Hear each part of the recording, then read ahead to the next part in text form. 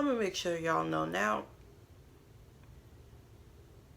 My dedication to making sure that I don't have to deal with this series anymore by recording it is very high, because I just had to deal with being reminded of the type of reproductive organs that I have, and honestly what it has been trying to prepare for the last something odd days. And now those same organs throwing a temper tantrum because it doesn't have what it needed or what it thought it needed. And that's like, because no. So I literally just like popped an Advil, took a nap, and now we're filming a video. Might have been a bit TMI, but heck, it's my channel. This is your local internet friend speaking. It's not that this specific series almost broke me. I almost broke myself because of rattling my own brain, trying to put everything together.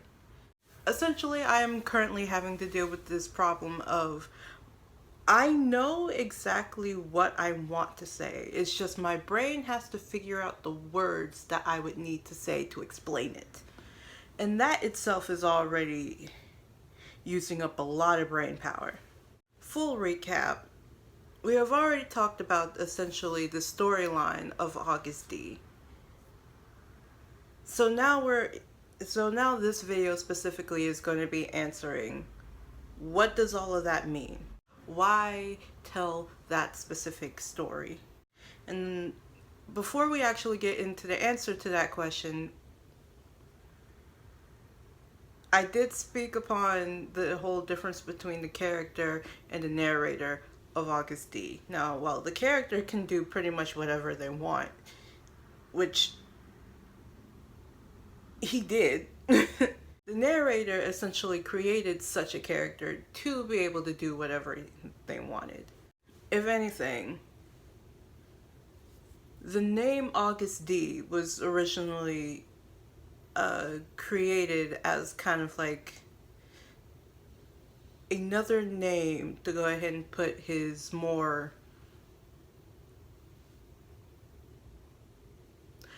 how do I express that? Like, I don't want to say troubling past, but like to be able to speak out about a lot of stuff that the name Shugo wouldn't have allowed him to. Again, because K-pop has some, at least to me, some really strange restrictions when it comes to like songwriting specifically,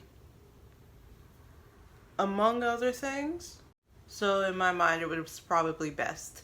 Anyway, so while I have talked about the story of Agust D, let's go ahead and talk about the narrator that was telling the story of Agust D.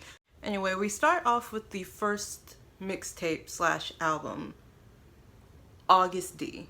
Now, the way that I think about it is essentially just an introduction. If the earlier works of BTS, Interlude, Shadow, and all of the ciphers didn't specifically give you a good taste of exactly how chaotic Shuka can actually get in his raps. Essentially, the album itself is him processing his trauma, everything that he's gone through, getting all of those emotions out so like he can actually properly think about it. Because holding in that amount of emotions does not allow you to think critically about everything that you've gone through. Talking from personal experience. And it's essentially him expressing a lot of the darker emotions and thoughts that he had up to that point. If there's anything that sums up the album Agust D, it is pretty much a lot of the stuff that is talked about in the song Amygdala that is off of D-Day. Now, the way he had the character Agust D act within the Agust D, the mixtape era, is essentially just pretty much exactly how he felt he had to be. Hardcore, uncontrollable, setting trucks on fire because he heckin' can. When I tell you there are certain things I am not letting go, the whole fire motif is definitely that.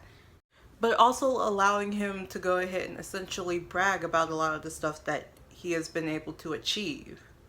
And basically tell off all of the people that decided to go ahead and like say anything bad about the stuff that he does as Suga, the K-pop idol.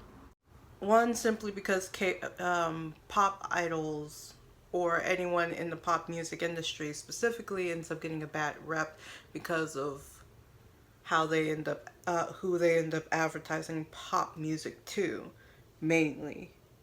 Which that in and of itself should be like an entire video, but I digress. There's also the whole idea of K-pop idols having to go through this specific training thing before they can even debut. And from all of the anecdotes that I heard personally from K-pop idols that have actually made it through to being able to successfully debut,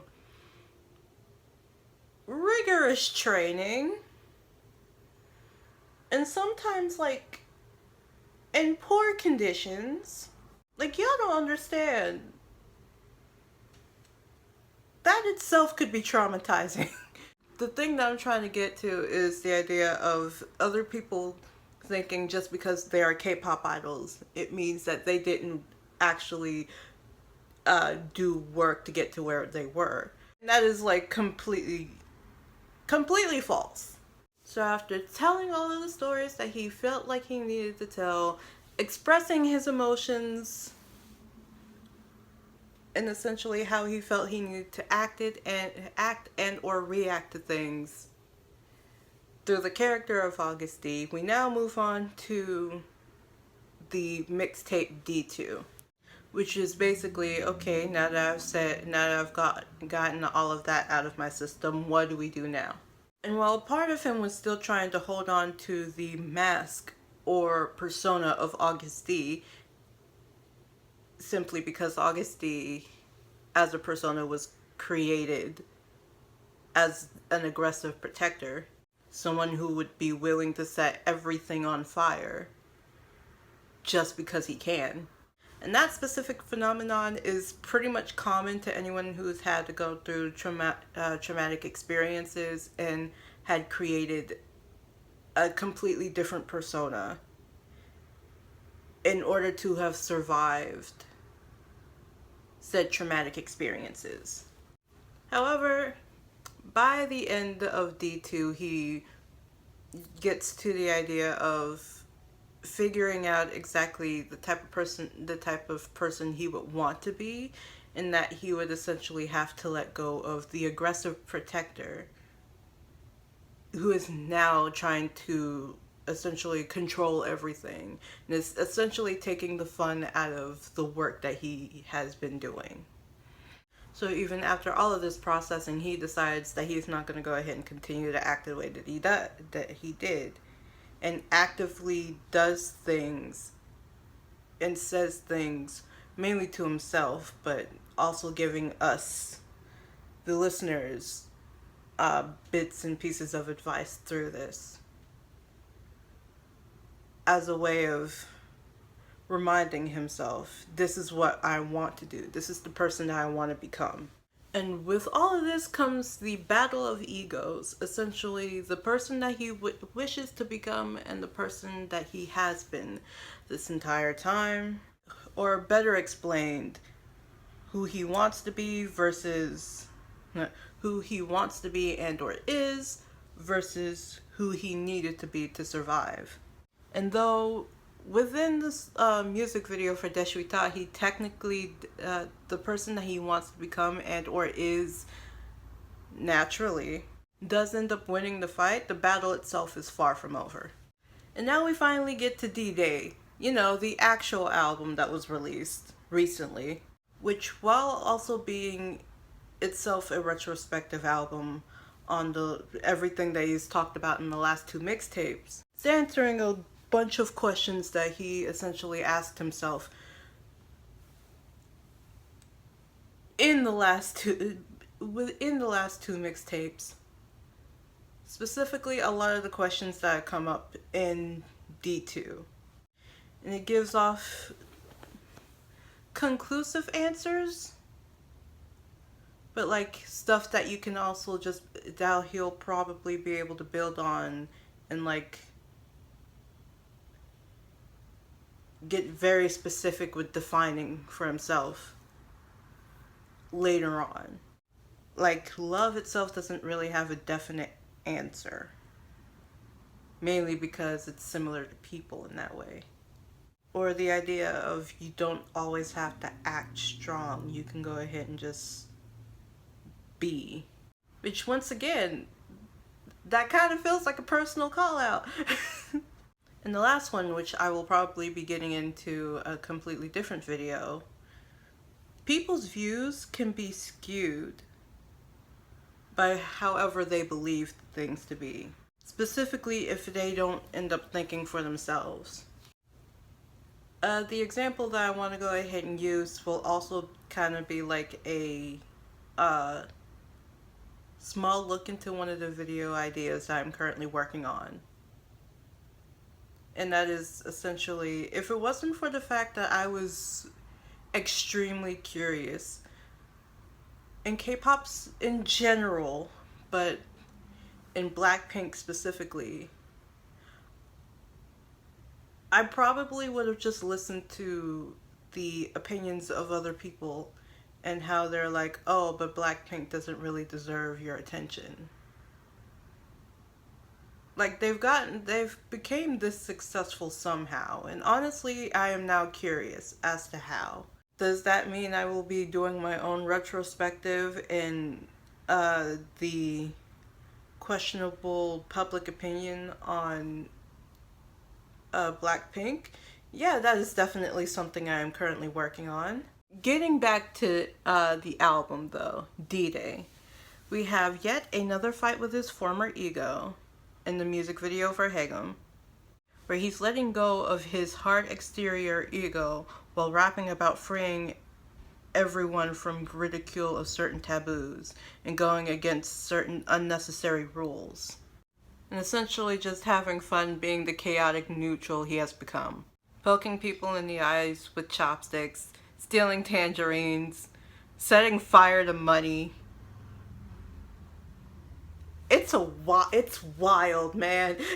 In the music video, specifically for Amygdala, which essentially showed like a piece. It visually showed this, the official splitting of Agust D, while the song itself is expressing the emotionally exhausting and mentally and physically taxing process of sorting through your trauma and trying to understand yourself better. And ending the overall Agust D story and saga with a few messages, such as not all rules should be followed. Sometimes it is honestly better to not get involved, but overall think for yourself. Not everything is all black and white. Don't be too hard on yourself if you fail. And lastly, don't worry about the future too much. Try to be more present in the now. That last one kind of hit too hard, to be honest. Once again, doing all of this research itself had me doing an entire retrospective of like my time processing through all of the stuff that I've gone through and recognizing that there are definitely some similarities. And I think that just ends up making a lot of the messages hit harder for me, simply because of the similarities. Either way, I'm officially done with this series. I'm very excited because I now not have to worry about it. Well, I'm gonna have to worry about editing this video, but after this video is out, I don't have to worry about it. And with all that being said, it is time for me to get into the stereotypical YouTuber outro, where I, as a stereotypical YouTuber, would ask you to do the following. I'm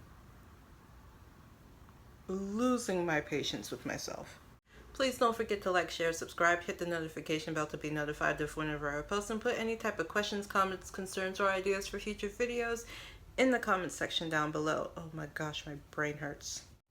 Now if you'll excuse me, I have to get out of the jewelry I decided to put in, probably take my hair out of this ponytail that I also decided to put it in because I didn't want to have to deal with my hair being in my face while I was doing my workout, and I just left it there.